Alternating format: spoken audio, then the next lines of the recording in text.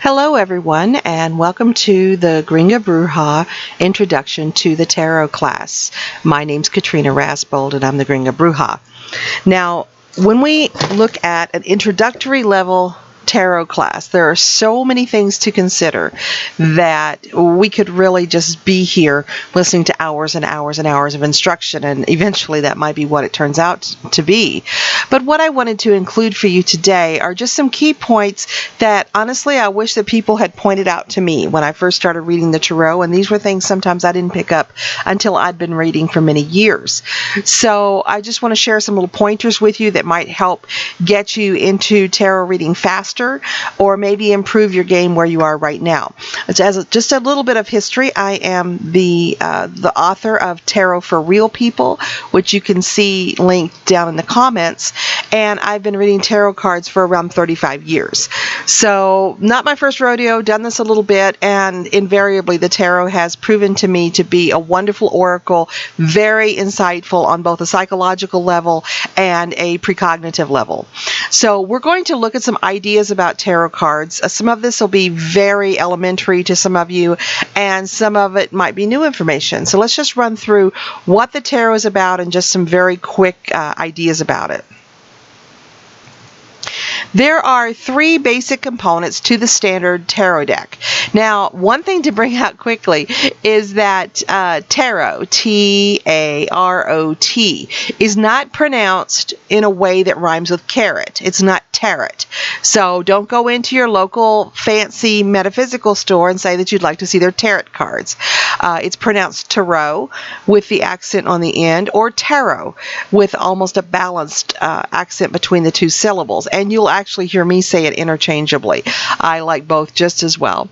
Now, what I'm going to be addressing throughout this particular class involves tarot decks that are derivatives of the original Pamela Colman Smith drawings that were used for the Rider-Waite deck. By far and large, the Rider-Waite deck is the primary deck for tarot readers, and a lot of tarot readers get their start with the Rider deck, which is an absolutely wonderful deck. It was one of the first decks to really explore the illustrative points of the minor arcana. Prior to the Rider-Waite deck, we had a lot of decks that just would show 3 wands or 3 swords rather than giving a story behind that. So there was a larger intuitive level in some ways, but in the other ways, the Pamela Colman Smith drawings that were used for the Rider-Waite deck are so evocative that it creates this whole level of intuitiveness. So you're looking at some pretty heavy symbolism, some of which we're going to get into today with this class, and you're looking at some, it's almost like the card itself is a zip file, and it opens all of these feelings in the reader and all of these ideas, and those are your primary keys when you are working intuitively. So when we're talking about the components of a standard, quote unquote, see me doing air quotes in the air with my fingers, around standard tarot deck, we're talking about tarot decks that derive from the basic outline of the Pamela Colman Smith and Rider-Waite deck. Now, that sounds really limited, except when you consider that literally thousands of decks have been created from the basis of the Pamela Colman Smith drawings. So we are going back to the actual Pamela Colman Smith drawings, which will be familiar to a lot of you. So all of that out of the way, we're looking at a standard 78 card deck. And it's going to have 22 major arcana cards. So that's your first component. Number 1, there you go. Major arcana cards, 22 of them, ranging from 0 to 21 in their numbers. These major arcana cards will have a title, usually at the bottom, and they'll have a number up at the top. Now, this abundant blessings, as you see on some of the cards we're going to look at today, I have put ideas at the top for basically what they represent, and that is because these are the illustrations I used in my book, and I wanted to convey an immediate thought form for each card. So in this case, we're looking at the Empress, and she is the third card of the major arcana. So they're all going to have title, they're all going to have a number and an illustration for you. Now the major arcana represent some of the higher level vibrations of the tarot deck. The other components we're going to talk about represent more mundane issues. But the 22 major arcana cards, when you see them in a reading, tell you that you are actually working on a higher level, that you're dealing with some things like karma and evolutionary paths and manifest destiny, and that what's happening in that the reading is addressing, the life event that the reading addresses, is reflected on a higher level and not just in the mundane world. So 22 major arcana cards. The second component we have are 40 minor arcana cards. These are going to be pentacles, cups, swords, and wands. Wands are also sometimes called rods. Same deck, same concept. So the minor cards are set up more like poker cards in that we've got the ace through the 10, and each of the 4 suits have got 10 cards in each suit, and all of them will be numbered from ace through 10. And when you look at each of these 10 major arcana cards within their suit, you can see a journey that's happening and a progression that's happening. And one of the most important tools you can give to yourself as a new tarot reader is to really study your deck, and to really study your deck before you start doing the readings. And when you get the cards, you just want to jump in and start reading for the whole world, but you're never going to have that first kiss again. You're never going to have that time ever again when you're just meeting these images for the first time. So it's super important that you really treasure and value your first impressions with your tarot deck, and document those feelings that you have in a tarot journal. But yeah, look at your different suits all laid out across a table. Start at the ace, go to the 2, to the 3, to the 4, all the way up to the 10, and look at the images and what's happening and what's similar and what's the progression and where are they ending up, because your 10s are always your final point. The minor arcana cards address what's happening in your mundane life, what's happening in everyday life, as opposed to a higher esoteric level. There was a time when tarot cards were only the major arcana because they only addressed higher level things, but then the cards evolved to reflect the fact that we are not all royalty and we have mundane issues, and we want to look at those as well. The third and last component to a standard tarot deck are the court cards, and we're going to talk in depth about those. But basically what we're looking at is that we've got 4 court cards for each of the 4 suits. So we're going to have a page, a knight, a queen, and a king for each of the suits. The court cards might represent specific people. They do not have to be accurate in the gender or in the appearance. So we can have a knight that represents a person who presents as female. We can have a queen who represents a person who presents as male. And it's got to do with the energy of that card in particular. Now, court cards can also represent the progression of a situation. The page being a situation that's very new and just beginning. The knight being the most energetic portion of a situation. The queen being the resolution as the situation begins to find its feet and get settled. And the king being the ultimate fulfillment of that situation. And yes, absolutely, no sexism there. It absolutely puts the king on top of the hierarchy in regard to the queen. The court cards can also represent an aspect of yourself. For instance, if you present as female, you could have 3 queen cards that come down, all representing a part of yourself that contributes to the situation. And there are alternate interpretations. I like to think of them as the Easter egg interpretations, and that happens with many of the cards, where there's just this little secret special interpretation for that particular card that sometimes makes no sense in connotation with how the card looks. So we will go over some of those in a minute. Let's look at the pages. The pages represent a young person, usually up to maybe their 20s, and it can be a child, or it can just be somebody who is very young at heart. The pages can also represent a message, such as you're being paged, meaning you've got a message. Or they could just represent a situation that is new and just beginning.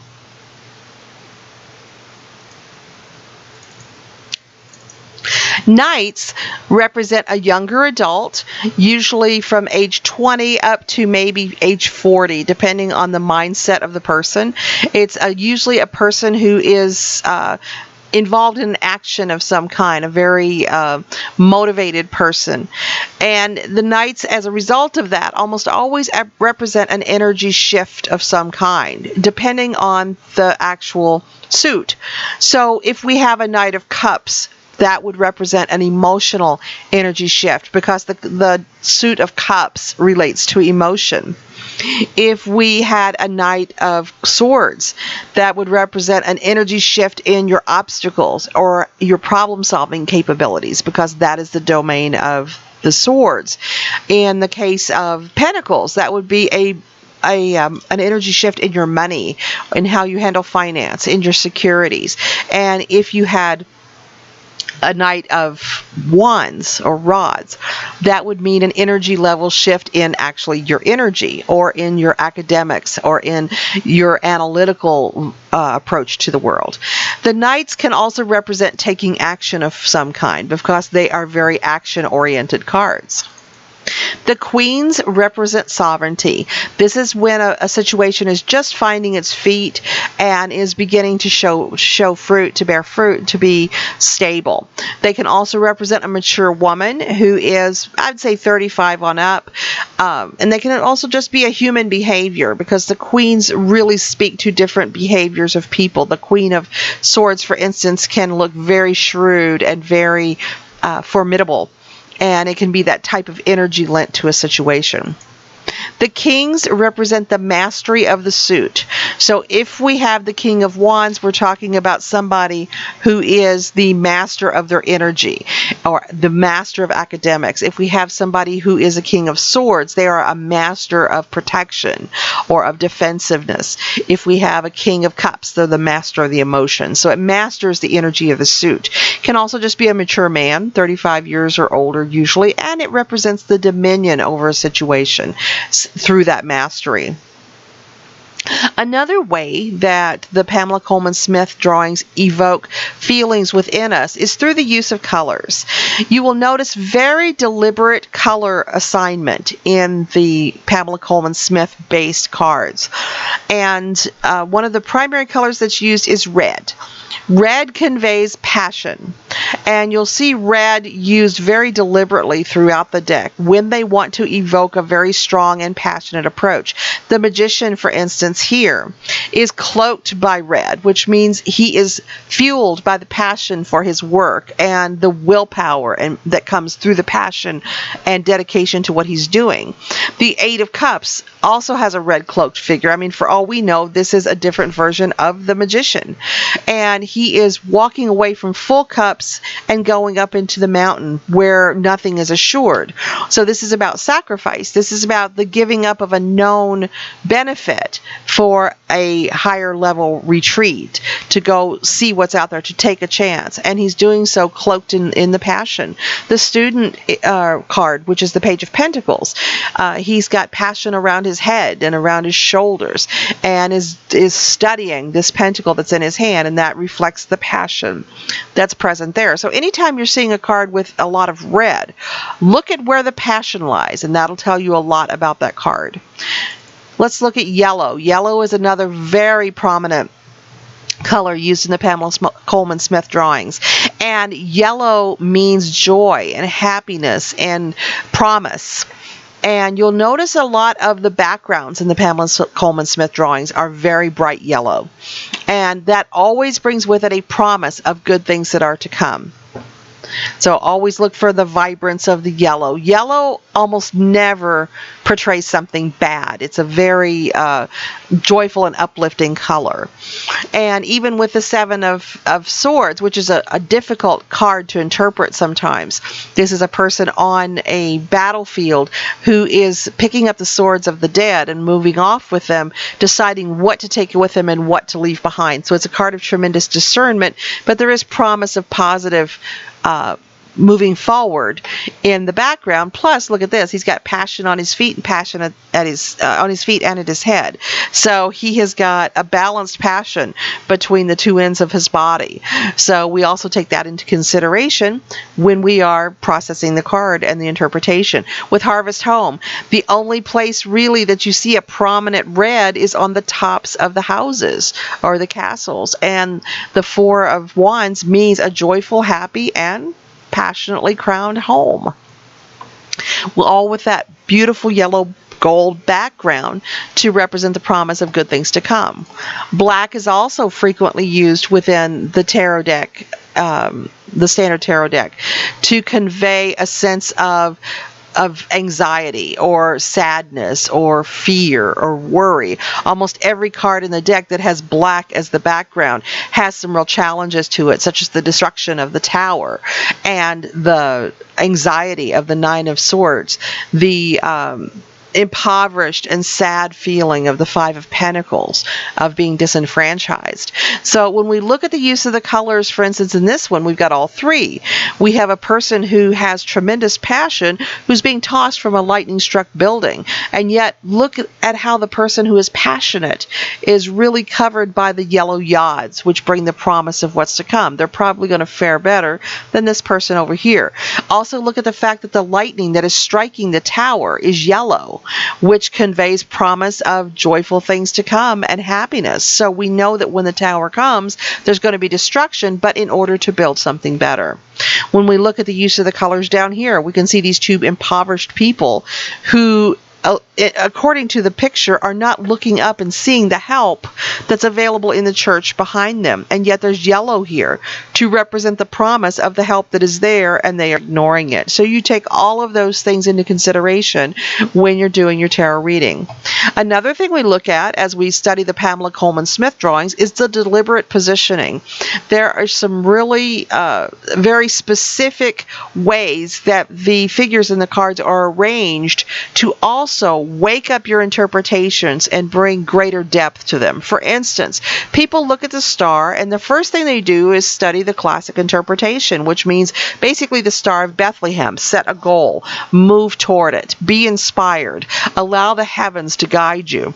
But when we look at the positioning of the figure of the star, not only are they completely nude, which means they're very vulnerable, but she's got 1 foot in the water, 1 foot on the land. She pours into the water, she pours onto the land. So this also conveys an idea of balance, and it conveys an idea of using resources in different places to achieve positive results.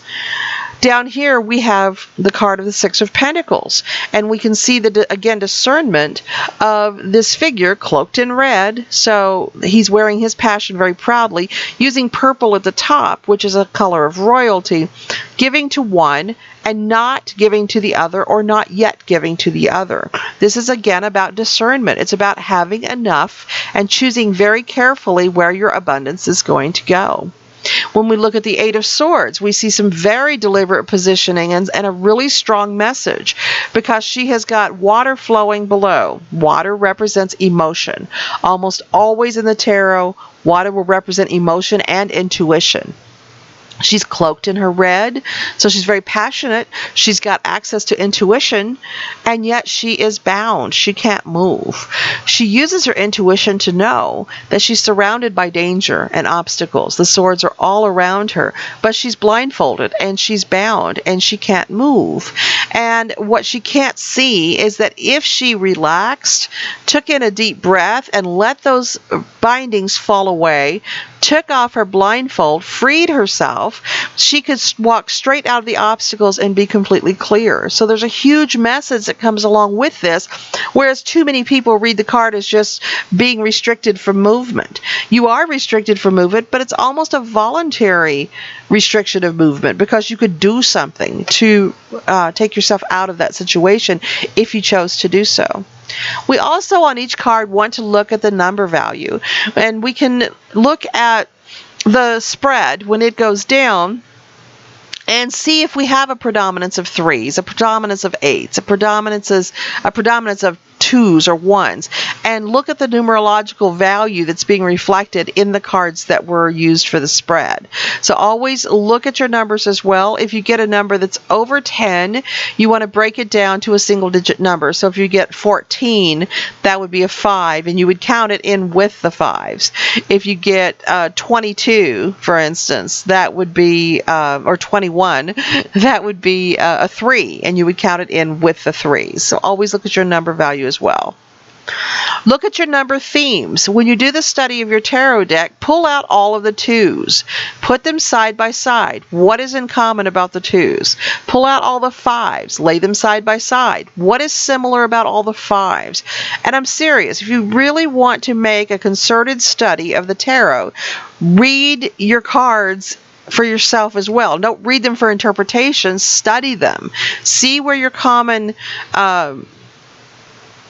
factors are between all of the different cards. See how they relate to one another, how they talk to one another. If you look at the 2s, you see that there is an ongoing theme of balance. We have the black juxtaposed against the white with the two pillars here. We have balance going on with the 2 of Pentacles. We have the 2 balanced wands in the 2 of Wands, balanced swords, a balanced relationship. So our theme for the 2s would be balance, and that becomes your go-to interpretation if you're stumbling over any card that comes down with a 2, is look for the balance. Where is it? What's going on with it? Details are super important, and that's why I'm really up my students' butts about studying carefully the details in the card. Look at the themes in the cards, no matter what deck you use. For instance, let's look at the Rider-Waite Magician. The Rider-Waite Magician has one hand up, one hand down in the classic sacred position of channeling the will of heaven into creation on the earth. As above, so below. So the magician is about taking divine inspiration, divine knowledge, divine power, and channeling it into manifestation in real life. The magician, like we said, is covered by his passion. He has the infinity sign over his head to give him infinite connection to the divine. He has a belt that is the Ouroboros, the self-consuming snake, reminding of death and rebirth and the constant movement of all things. He has got the pentacle, the cup, the sword, the wand, all of the tools of the entire tarot right there on his table at his disposal. He has the white lilies of rebirth right there next to the red roses of passion. So the purity of the white is reflected twice here in the card. Study your card and to know exactly what all it's about. I mean, I've been reading for 35 years. I'm still finding things in these cards. Details are important. You looked at the Hangman and you want to just think, immobile, he can't go anywhere. However, study the card. He is immobile. However, he's not in distress. He still has a sacred halo around him. He's passionate to move because the red is on his legs, but he's serene in his mind and in his body because all of his chakra points are covered by the blue, which is serenity. His legs form an inverted number 4, and 4 is a number of stability. So he can't move forward, but he's doing okay. So it's not necessarily a negative card. It's just a card that's saying don't move forward right now. Wait your move. Wait until it's time, and then you'll be shown when it's time to move forward. Look for repetition within the deck. For instance, if we look at the Lover's card, where it shows 2 very vulnerable, naked, and innocent-looking lovers about to make a choice for how to move forward, the message of the Lover's card is to choose the high road. You can choose what's going to be fast and fun and exciting, or you can choose what's going to be hard work and benefit you more in the long run. And the message of the Lovers is to choose the higher road and go for what's going to benefit you in the long run, because look at this. This is almost the same people, but they are now enslaved to the choice that they made. They're enslaved to their own demons because they chose the more fun road that is quick and easy rather than doing the work to get the positive results. So we have a repetition of the same pattern. Here we have what looks to be the same person between the Temperance and the Star cards. And here the person again has dual cups pouring back and forth, back and forth. Here again they have 1 foot on earth, 1 foot on land. And here we have the fulfillment of that, which is pouring out the vessels. So watch for repetition throughout all of the cards. There are some cards that can be very difficult when they come up, and that's why it's so important that we get into the subtle nuances of each of the cards and know how to reflect and convey those, not just to ourselves, but to other people. For instance, the Three of Swords is a very painful looking card, and some decks have it being exceptionally painful. In this case, it means separation. It means being apart from the people you love so that it hurts. It hurts your heart. The Devil card, as we talked about, is enslavement. It's about being chained to the poor choices that you've made, ones that you usually absolutely knew at the time were your poor choices. The Death card terrifies people when it comes up, but it means change. It means letting go of the old to embrace the new. We can see that the Pope and the Child are the only ones looking at death straight on and saying, hey, let's do this. So it's about having the eyes of the Child and having the faith of the Pope and saying, look, the sun's coming up. I can take whatever change you give me. This isn't easy, but we can do it. The betrayal of the Ten of Swords, literally, it's about, well, not literally, but I mean, it's about being stabbed in the back. It's about being hurt and betrayed. But at the same time, we have the promise behind of the sun coming up and a new day dawning. So really study all of your difficult cards and don't pull back on your interpretations. Don't let your interpretations become kind of namby-pamby just because you're afraid they're going to scare somebody or hurt their feelings. Say what you feel and you'll find your interpretations come out even more strongly. So we are now at 26 minutes of this video. We're going to cut this one here and go to a part 2 of tarot interpretations where we're going to talk about some of the myths surrounding the tarot, and we're going to get a little bit further into how to use cards in the spreads and some sample readings. I hope you'll follow us over to part 2 of the introduction to the tarot.